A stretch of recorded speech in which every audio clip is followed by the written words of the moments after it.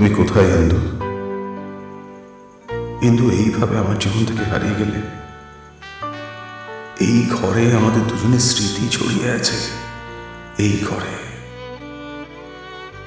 কিন্তু তোমাকে হারিয়ে আমি খুব খারাপ হয়ে গেছি, খুব খারাপ। তোমার আদরের সুদীপকে এবারে মানুষ এখন ঘেন্না করে। কেন ইন্দু? কেন তুমি তোমার জীবনে অপূর্বকে ডেকে আনলে? কেন তোমার এই ঘরে বিশাখাকে নিয়ে আমায় থাকতে হবে? বড় যন্ত্রণা ইন্দু, বড্ড বড্ড কষ্ট। তুমি ছাড়া আমার এই যন্ত্রণা কেউ বুঝবে না ইন্দু, কেউ না। তোমার কথা বড় মনে পড়ছে ইন্দু, শুধু তোমার কথা। ফিউচার, ভবিষ্যৎ। দেখো, আমার কাছে জীবনটা শুধুই প্রেজেন্ট। আমি সত্যি ফিউচারের কথা কখনো ভাবি না, নেভার। হ্যাঁ, তোমার কাছে মনে হয় খাওয়া পিওর জিও, ব্যাস এটাই লাইফের স্ট্র্যাটেজি নাকি? Not really, not that. কিন্তু আমি একটা কথাই বুঝি, আমি যতই ভবিষ্যৎ নিয়ে প্ল্যান করি না কেন, সেটাই হবে যেটা আতুর ঘরে এসে বিধাতা এখানে লিখে দিয়ে গেছে।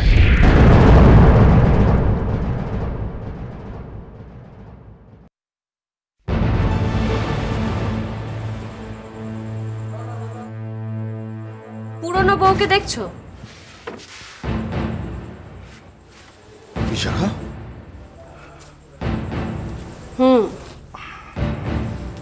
ডিস্টার্ব করলাম এসে? না ঠিক আছে, নো প্রবলেম। দেখো, দেখতে থাকো, ভালো করে দেখে নাও। ইনফ্যাক্ট যত খুশি দেখে নাও, কারণ আমি ওই ছবিটা ওখান থেকে সরিয়ে দেবো, এরপর ওখানে আমার ছবি থাকবে। Yeah, that's a brilliant idea. তাই নাকি?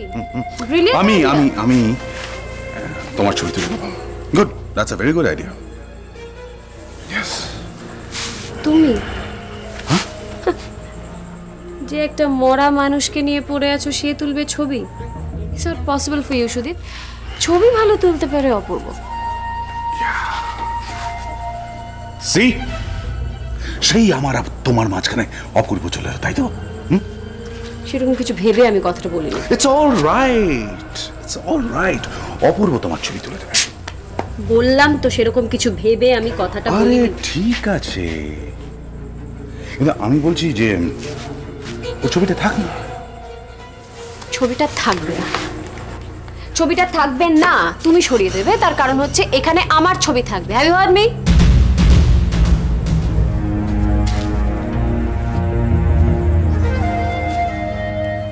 আমি বলছিলাম যে ছবিটা থাক, বেশ বেশ আমার সঙ্গে ছায়ার মতন থাকবে, কিন্তু আমার আর তোমার সঙ্গে। এটা এটা এটা আমার আর তোমার মাঝখানে থাকবে মানে?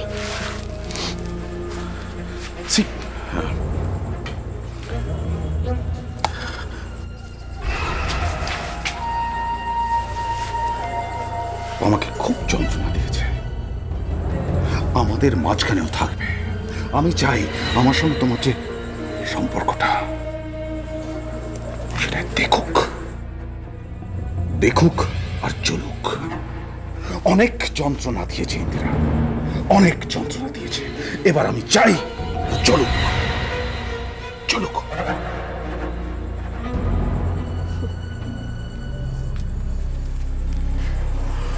চলুক। ইন্দিরা একটা মরা মানুষ, তুমি নাকি সেটা চাও? জ্বলবে ইন্দিরা নাকি আমি? জ্বলবো তো আমি, সুদীপ। আরে বাবা, খিদে পেয়েছে, কানে কথা যাচ্ছে না। আরে বাবা, কানে তো কথা যাচ্ছে, দেখছিস না দুলাল আঙ্কেলকে খুঁজছি। দুলাল মামা আসবে, তারপর খাবার পাবো। আরে বাবা বেটা, তুই কি চোখে দেখিস না রে? বাড়ির অবস্থাটা দেখ, পুরো মাছের বাজার হয়ে গেছে। আজ দুলাল থাকলে টপ টপ টপ করে জিনিস বার করে দেবো, টপ টপ করে রান্নাটা করে দিতে পারতাম তোকে। তাহলে বাইরে থেকে কিছু এনে দে। বাইরে থেকে কি আনবো? একটা ক্যাডবেরি এনে দে। আচ্ছা ক্যাডবেরি এনে দেবো এই সময়?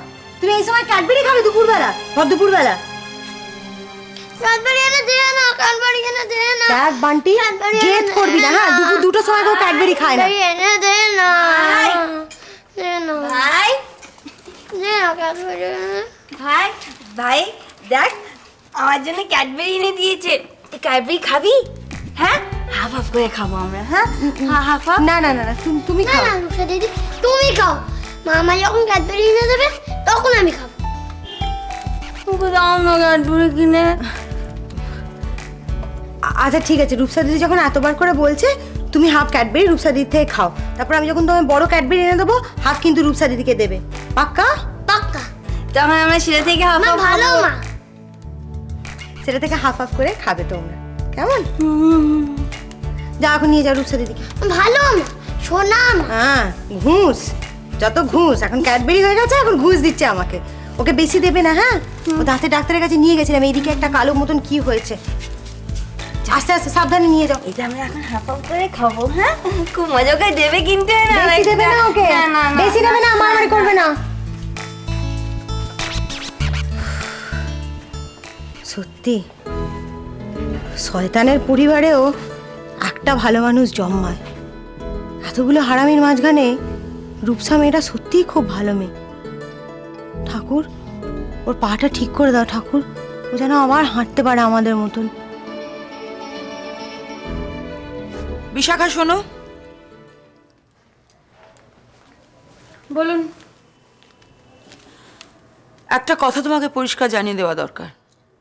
তা পরিষ্কারই জানান না, ভনিতা করা তো দরকার নেই।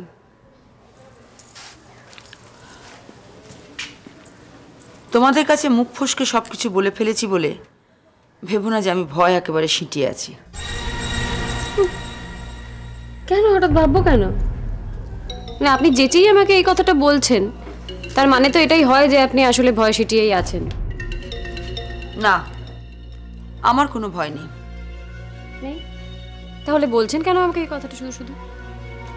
একটাই কারণ, তুমি ভুলে যেও না যে চৌধুরী বাড়ি দখলের চাবিকাঠিটা কিন্তু আমার হাতে। কাজেই আমার সঙ্গে চালাকি করলে পস্তাবে। ভুলিনি কিছুই। কি করে ভুলবো বলুন? আফটার অল আপনি তো আদিত্যনারায়ণ চৌধুরীকে দিয়ে ছক করে দানপত্রটা লিখিয়ে নিয়েছেন যে এই বাড়ির চাবিকাঠি আপনার হাতে, পাওয়ারটাও আপনার। Thank you. এবার বলো তো বিশাখা, এই চৌধুরী বাড়ির হালচাল কি বুঝছো? বোঝার আর কি আছে? হ্যাঁ আপনি বলেছিলেন যে এই বাড়ির প্রত্যেকের মধ্যে বাড়ির সব কাজকর্ম ভাগাভাগি করে দেবেন। কি ব্যবস্থা করলেন? ওহো, তোমাকে তো বলাই হয়নি। এই চৌধুরী বাড়ির একসময় যিনি মালকিন ছিলেন সেই সাবিত্রী দেবী, তাকে আমি দিয়েছি রান্নাঘরের দায়িত্ব। তিনি রোজ দুবেলা রান্না করবেন, আমরা শুধু অর্ডার করব যে কি কি রান্না হবে। তবে বিশাখা তুমি কিন্তু একটু নজর রেখো, বলা যায় না আবার চুরি করে খেতেও পারে। আর তাছাড়া দেখুন আমি না ঠিক এই বাড়িতে বাকি লোকজনেরা কি কাজ করছে না করছে বিশেষ একটা ইন্টারেস্টেড নই। তাতে আমার যেটা জানার সেটা হচ্ছে পরীর ভাগ্যে কি কাজ পড়লো। পরি আর বান্টিকে আমি এই বাড়ির ডাস্টিং ক্লিনিং এর কাজটা ভাগাভাগি করে দিয়েছি। এছাড়াও তো আরেকটা কাজ আছে, খাবার দাবার সার্ভ করা। বাস? না না, পরীর জন্য বড় বেশি হালকা হয়ে গেল না কাজটা? উমা তাই নাকি? কিন্তু বিশাখা, এই এত বড় বাড়ি পরিষ্কার পরিচ্ছন্ন করাটা কিন্তু বিরাট কাজ। তবে তুমি যদি বলো আমি অন্য কাজও ওকে দিয়ে দিতে পারি। না থাক, আপাতত এই থাক, পরে ভেবে দেখা যাবে আর কি কি কাজ করানো যায় ওকে দিয়ে। বিশাখা তুমি তো জানো আমি কিরকম সরল, অনেকদিন ধরে তুমি আমায় চেনো, এটাও জানো যে আমি খুব নরম মনের মানুষ। হ্যাঁ নিশ্চয়ই, সে তো জানি, কিন্তু এখন নতুন করে কি হলো? না ব্যাপারটা হচ্ছে কি, আমি ওই দুলালের কাজটা অনেকটা হালকা করে দিয়েছি। অ্যাকচুয়ালি দুলাল অনেকদিন এই বাড়ির গোলামি করেছে, তাই ওকে আমি দায়িত্ব দিয়েছি যে যারা যারা এই বাড়িতে কাজ করছে তাদের সবার উপরও তদারকি করবে। না মানে দুলালকে এতটা ইম্পর্টেন্স দেওয়া, তবে হ্যাঁ এটা ভাবতে অসাধারণ লাগছে এতদিন ধরে যে চৌধুরী বাড়িতে আমার অন্যরকমভাবে যাতায়াত ছিল, সেই চৌধুরী বাড়ির প্রতিটা লোক এখন আমার চাকর বাকর, এটা ভেবে না। আর হ্যাঁ পড়ি, আমি অর্ডার করছি আর পড়ি আমার পা টিপছে। ভাবুন তো একবার সিনটা। দারুণ, এক্সেলেন্ট। তাই বলে তোমরা সবকিছু মেনে নেবে? তাছাড়া উপায়টা কি? কাগজে কলমে তো রীতা পিসি এখন এ বাড়ির মালিক। সুজিত পিসির হুকুমে বাবাকে এ বাড়ির বাজার করতে হবে। যে আদিত্য নারায়ণ চৌধুরী 10টা বাজার সরকার ছিল, সে নিজে এখন বাজার সরকার। আমার তো যত চিন্তা পরীকে নি, ও তো চুপ করে বসে থাকার মেয়ে নয়। সবকিছু জানার পর ও যদি কিছু করে বসে তাহলে তো আরো ঝামেলা বাড়বে। তা এই অন্যায় ও মেনে নেবে কি করে? দিনের পর দিন আমাদের এই দুর্দশা ওর পক্ষে কি বরদাস্ত করা সম্ভব? না, বরদাস্ত করা যায় না। অন্তত আমি তো এটা বরদাস্ত করবই না যে আপনারা কাজের সময় গল্প করে যাবেন সারাক্ষণ। দেখুন আমি একটা কথা বলি, গল্প করার জন্য তো অনেক সময় পড়ে আছে, এই সময়টা হচ্ছে কাজ করার। কাজে কাজ করতে হবে, কারণ বসে বসে খাওয়ানোর পয়সা তো আমাদের নেই।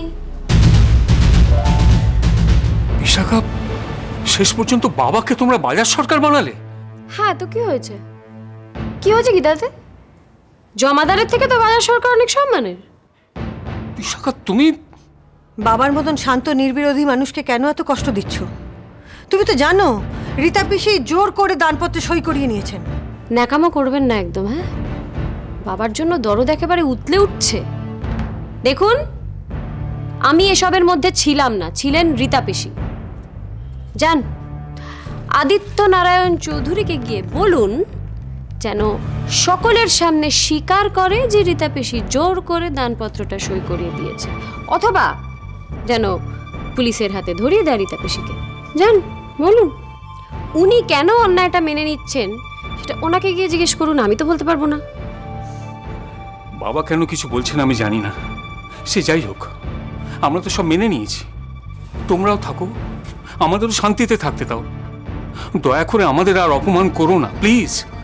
দাদা, আপনাদের অনেক অপমান আমি এতদিন ধরে এই বাড়িতে সহ্য করেছি। হ্যাঁ, বান্টিকে কিডন্যাপ না করা সত্ত্বেও আপনি আমাকে কি পরিমাণ অপমান করেছিলেন আপনার মনে আছে? কেউ যখন আমার কথা বিশ্বাস করছিল না, আমি আপনার দ্বারস্থ হয়েছিলাম। আমি সত্যি কথা বলা সত্ত্বেও আপনি আমাকে বিশ্বাস করেননি, আমাকে অপমান তো করেইছিলেন, উপরন্ত পরীর হাতে ধরিয়ে দিয়েছিলেন। দেখো, বান্টির ব্যাপারে তখন আমাদের কারোরই মাথা ঠিক ছিল না। আমার তখন মনে হয়েছিল তোমাকে ধরিয়ে দেওয়াই ঠিক, তাই দিয়েছিলাম।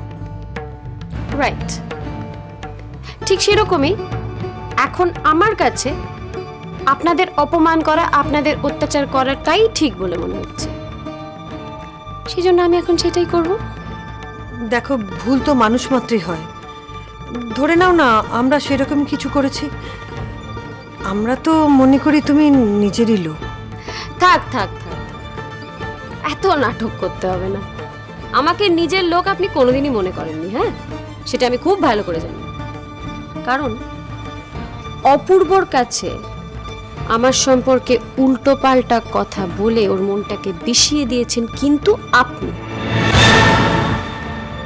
আপনারা কেউ মনেই রাখলেন না যে সেদিন যদি কোর্টে দাঁড়িয়ে দোষটা আমি নিজের ঘাড়ে না নিতাম, তাহলে অপূর্ব আজকে জেল থেকে বেরিয়ে এত বড় বড় কথা বলতে পারতো না। আর আপনাকে না নিজের ভাইয়ের ছবিতে মালা পরাতে হতো। বিশাখা, তোমাকে আমি সাবধান করে দিচ্ছি, অপূর্বর নাম তোমার মুখে যেন আর না শুনি। তুমি মনে রেখো, এই অত্যাচার আর পাপের শাস্তি এই জন্মে না হলেও পরের জন্মে তুমি ঠিক পাবে। আমি পরজন্মে বিশ্বাসী নই। এই জন্মের ধার দেনা আমি এই জন্মেই মিটিয়ে দেওয়াতে বিশ্বাসী। সেই ইন্দুদের শ্রাদ্ধের সময় যে চটটা আমাকে মেরেছিলেন, মনে পড়ে? মনে পড়ে তো? তার পরিবর্তে আমি 100টা চড় আপনাদের মারব, এটা কিন্তু মাথায় রাখবেন।